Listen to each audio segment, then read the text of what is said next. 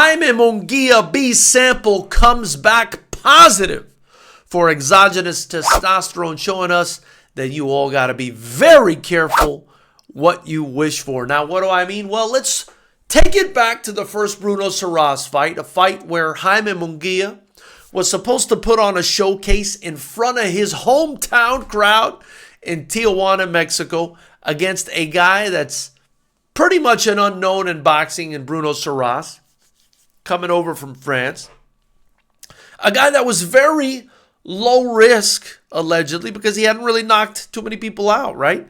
Not a high knockout ratio at all. This guy comes to Tijuana and just finishes Jaime Munguia in humiliating fashion. And that's not an easy thing, in my opinion, for any man to stomach, especially if you're in Jaime Munguia's situation, a professional athlete in a sport where confidence is everything, right?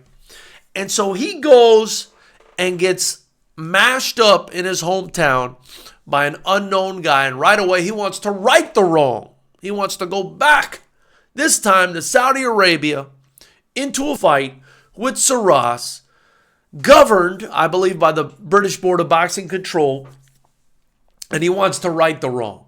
And he heads to Saudi Arabia, and he allegedly, ostensibly, rights this wrong, right? But we get a positive A sample. So he says, I'm clean. It wasn't me. I've never done anything the wrong way. I've always done things the right way. Go ahead and test my B sample. And guess what? They obliged him.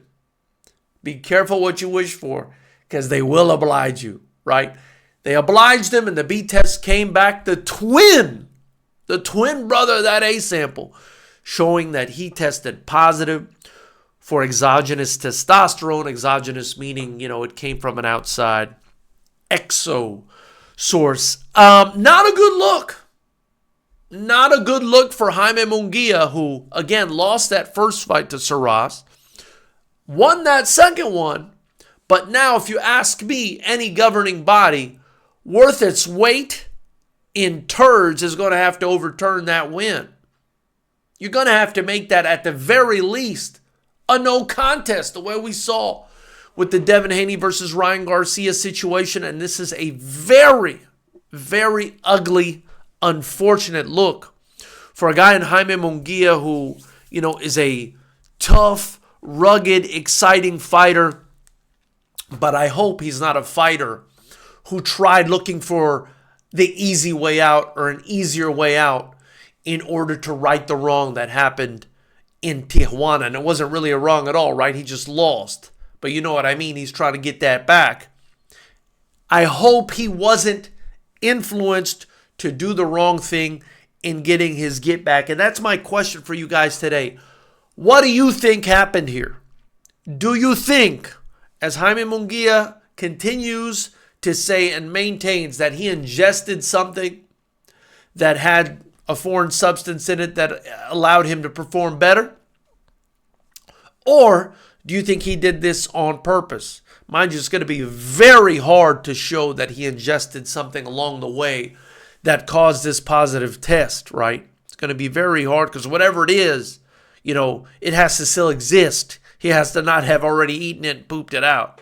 So, very difficult situation for Munguia, but I want to know from you guys, did he do this on purpose or was this a mistake? What are your thoughts? After you do that, like this video, leave your answer in the comment section below, subscribe, and join the channel to help me continue to build.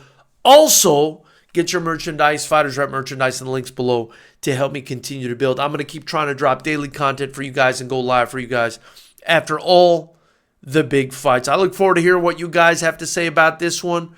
Remember, the truth, the whole truth, and nothing but the truth, so help me God, from the mind of a promoter/attorney, the FightersRep. See you soon. Subscribe and join the FightersRep. It'll be the best thing you ever did, knucklehead.